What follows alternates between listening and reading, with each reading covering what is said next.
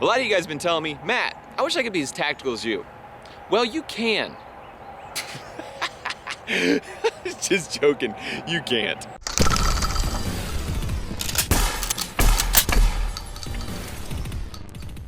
Welcome to Demolition Ranch. A lot of people think that because I like guns so much, I must have been in the military. Well, I am a veterinarian, not a military veteran. But I have a lot of past and present military people who watch my channel, and one of them sent me this. Thank you, Michael. This is a flak vest. He said this is 1980s era, and they used to wear these, he said, and they never put a whole lot of faith in them. They didn't think they'd actually stop much. They're not really rated to stop bullets per se. They're more shrapnel. It is Kevlar. You can tell it's from the 80s because it has Kevlar shoulder pads here. Shoulder pads were huge in the 80s. You send it to the right place, we're gonna see how this would have held up. First, we're gonna try some shotgun rounds out of the Standard Manufacturing DP12 14+2 shotgun. Not too shabby. Shotgun rounds are not very good at getting through Kevlar. We have first a little bit of bird shot.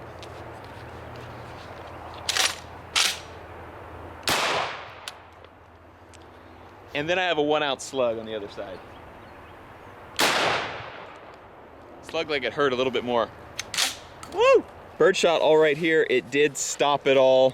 Nothing went through. That slug though went right here, came through there, went into his abdomen there. It did go through. These shotgun slugs normally go straight through the rubber dummy, and it did, but it didn't have any power. It came, hit the backside, and then fell straight out on the ground.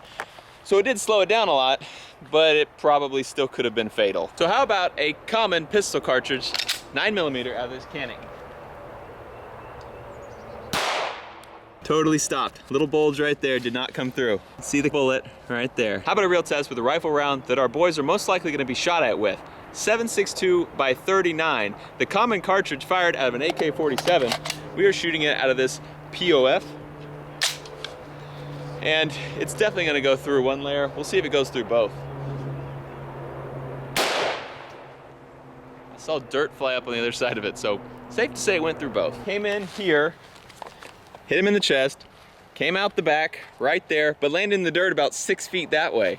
It really redirected that bullet a lot. We have one more that Michael sent as well, and I feel a little bit bad shooting this one because it is really nice. It's a newer model, not the 80s Flak Vest. It's Kevlar as well, so it'll stop 9mm. It also has a pocket here where you can stick a plate in there if you want to up your protection and be protected against rifle rounds. Throat protector, groin protector. I might just wear one of those by itself just for extra protection. Let's do 9mm first. Pretty good hit.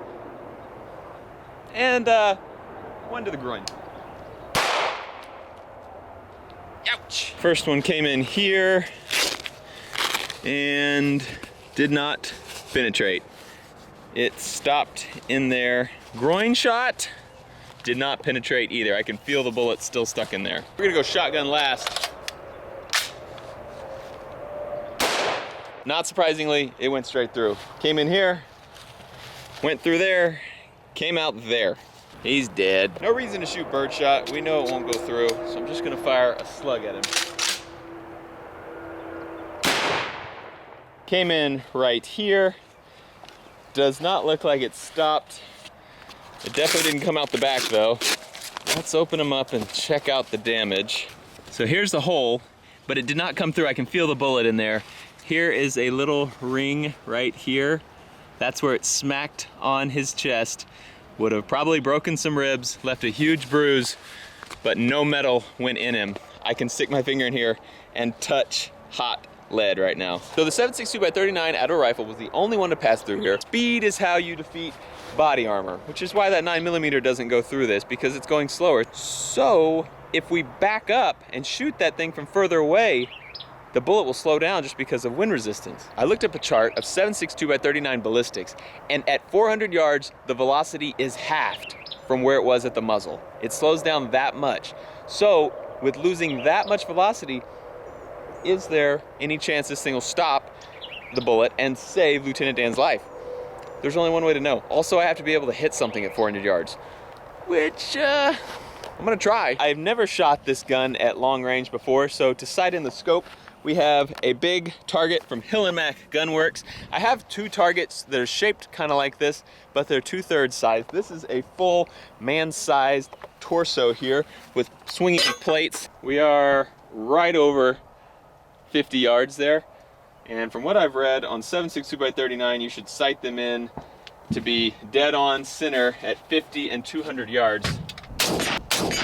Our group is centered right around here. I was aiming center of the plate here. Just shot another group over there. I went down a little too far this time, so I'm gonna click it back up. I think I've got it real close. 50 yards with a scoped rifle, that's not that impressive. So I'm gonna paint this, we're gonna scoot it back. Off to the right-hand side, that is a range gauge to let you kind of estimate how far someone is away. There's Lieutenant Dan. We put the range gauge at his feet, and if he was as tall as it is up to the 4, meaning his head was at the 4, that'd mean he's 400 yards away, but since we're only 200 yards away, he's twice that tall. There you go, 200 yards away. All three hitting that middle flapping yellow plate, meaning we're doing good. Let's scoot it back. 375 yards. I picked this spot because there's a nice little bridge here that I can lay down on. We'll see what we can do with a 7.62x39 at nearly 400 yards.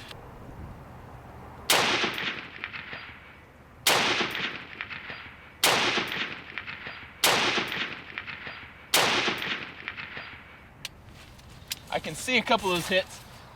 Let's go down there and check it out. The furthest is about a foot apart. I'm really happy. I'm not a marksman by any means, so for me to do this good, that's really good. That POF is a very nice gun. It's like a sleeper AR-15 because it doesn't look like it's too fancy or anything, but it's got some really nice parts. Anyway, I think we're ready to go ahead and shoot Lieutenant Dan and see if that distance, all of that air that bullet is passing through and it's being slowed down by, if that bullet will slow down enough to not go through this vest. Let's do it.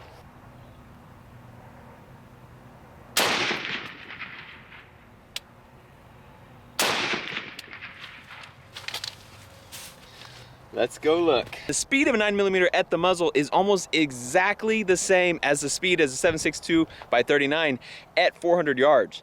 So these are actually going about the same speed. The 7.62x39 has about 5 or 10% more weight, so it's gonna be pushing a little bit harder. So let's see what we got here. This is our earlier hit over here on the side. This was our like 15-yard shot. There's our shotgun slug. So here are two new hits. Let's see what we got here. Shotgun slug. This little hole is from the original one. There's one more, maybe a hole here. Not sure. I don't know if that's big enough for a whole 30 cal bullet to go through. This one's definitely bigger. This one maybe stopped. Nothing on the back here. 400 yards, slowed it down enough that the body armor was able to catch it. Michael, thank you so much for sending these Flak Vests. I hope you like what we did with them. This POF, so awesome. I was told it was an accurate gun, but I never shot it at distance like this, and was pretty impressed. And I'm shooting cheap ammo. This is, I can't even read it. I think it's Russian, I don't know. But I bought it online because it was cheap. I bought it in bulk, came in a huge box full of ammo.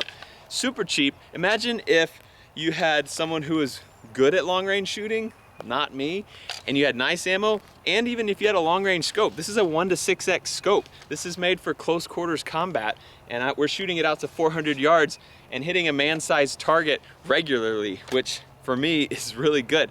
So very impressed with this gun, and I'm sure if I got some good ammo, I could really crank it up to its full potential. Radius rangefinder has a little laser. I'm gonna put this on my 338 Lapua.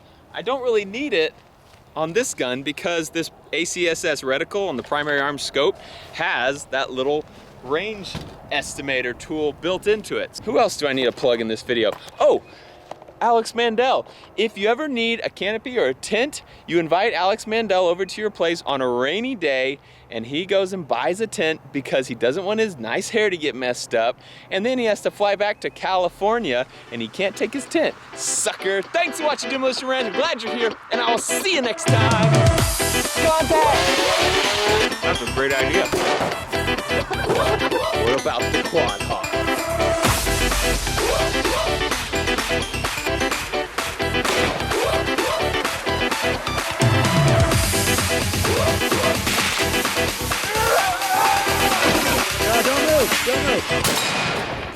Bobby!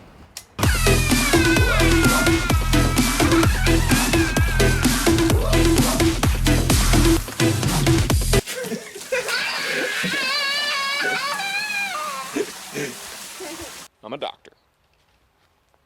Ish.